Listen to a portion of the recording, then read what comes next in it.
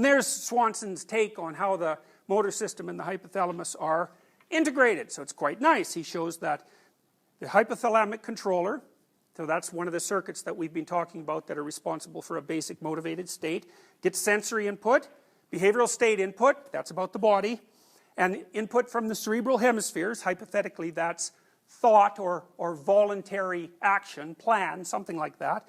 And then it has output to the motor pattern initiator, the generators, and the motor neuron pools, and then you act. Lovely. It's a very beautiful, beautiful model. And so you can see that it maps very nicely onto that with the sort of higher order levels of the hierarchy of sensory motor framing associated with cognitive abstractions, and the lowest levels associated with the sorts of things that you do with your spine. And this, I flipped this upside down here because it's, I've been very interested in how people get traumatized, and it's easier to think of trauma when you flip the thing, because once you develop the higher order abstractions cortically, you know, you say, well, I'm a good person, let's say, then that's sort of, the fact that you're a good person, or what constitutes good, starts to become a box, the box, within which all the things that are associated with it are put. It's one of the dangers of abstraction, right, and categorization, because if you couldn't think of yourself as a good or bad person, let's say you didn't have that capacity for that level of abstraction, which is like a binary abstraction, right? Good is, you know, 1, and bad is 0. So it's a really simple abstraction. And so if you do something that a good person wouldn't do, well, clearly you don't fit into the 1 category, because a good person wouldn't do that, so maybe you fit into the 0 category. And that capacity for abstraction is also precisely the sort of thing that allows human beings to undermine themselves with thought. Because once you have that capacity for abstraction, you can make these ridiculous overgeneralizations. In fact, they're really simple. I'm not a good person, I'm a horrible person.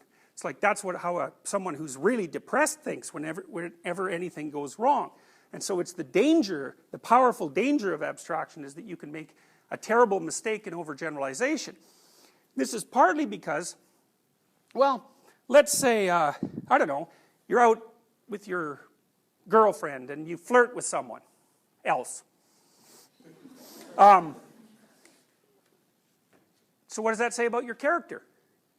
Well, she might think that puts you in the 0 category, like now, right? You're not a good person. It's like, well, it's complicated. Is that true? Do you belong in that 0 category? She might treat you like that for a week or two. I mean, should you be taking yourself apart completely because you've made that error? Or should you seek farther down the chain of abstractions for a more specific mistake? Or should she help you do that? It's like, well, you're not a complete 0, you're more like a, 0.1. She could help you figure out exactly where in your personality hierarchy you have this fault, assuming that it's a fault. Maybe it's an indication that the relationship is over. Who knows? So, anyways, I wanted to show you that, because then you can develop a sense of how this hierarchical system can also lead to cataclysmic overgeneralization, and that's associated with lots of different mental illnesses, especially depression, because depressed people generally go from a small mistake, well, a mistake, hard to parameterize, right to the highest level of abstraction. Say, well, I've made error A, therefore I'm useless, or therefore I'm bad. It's not good. It's too undifferentiated. I put that in there to remind you that all these little things are informed by the underlying hypothalamic circuits. So, that whole hierarchy has to be, imagine how it's conditioned, that whole hierarchy of motor output. Part of it is conditioned by, and then this is sort of like an output or an input system that Swanson didn't talk about. It's sort of sensory. That whole sensory motor hierarchy, sensory motor perception action hierarchy, we'll say, has to be constructed so that your basic motivational states stay satiated, right? Because otherwise you get thirsty enough and you die, or you get hungry enough and you die. It's like you have to organize your behavior so that those basic motivations stay fulfilled. So each of the little ovals that make up that hierarchy have to be organized and laid out with that set of limitations in mind. But then of course there's a higher order limitation, which is more the one that Piaget talked about, which is that not only do you have to organize your internal hierarchies to take care of all of your basic motivations, but you have to do that while everyone else is doing the same thing. And so in some sense the hypothalamic system that's generating the impetus for these layers and layers of motor output also has to do so in a social context, because otherwise, you know, you fight to the death over a stick of bread, which seems like a very counterproductive thing to do. So I'm trying to point out to you how many parameters that hierarchical organization has to meet simultaneously. Also, that one of the implications of that is that it's not an arbitrary system. Like, this is one of the problems I have with the radical moral relativist stance. It's like, wait a minute. For you to set up your perceptual and behavioral system, it has to solve a whole bunch of problems, like, and they're really complex problems, and they're kind of arbitrary in some sense. Like, you get hungry and you need to eat. It's arbitrary.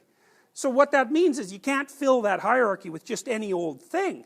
You know, not only does it have to work to keep all the complex parts of you functioning here and now, but it has to keep them functioning here and now in a way that doesn't disturb them functioning tomorrow or the next day or the next week or the next month. So that's integration across time spans. That's a killer, right? Because you can't just go out tonight and drink 40 ounces of vodka and then, you know, write the test on Thursday. So there's a probably not. So some of you might try. So, but then you also have to organize your behavior in the here and now with your behavior spread across time frames in the presence of other people who are also organizing their behavior across time frames. It's like once you put that many parameters on the organization of a personality, you can see right away that it can hardly be arbitrary. You know, it's tightly constrained.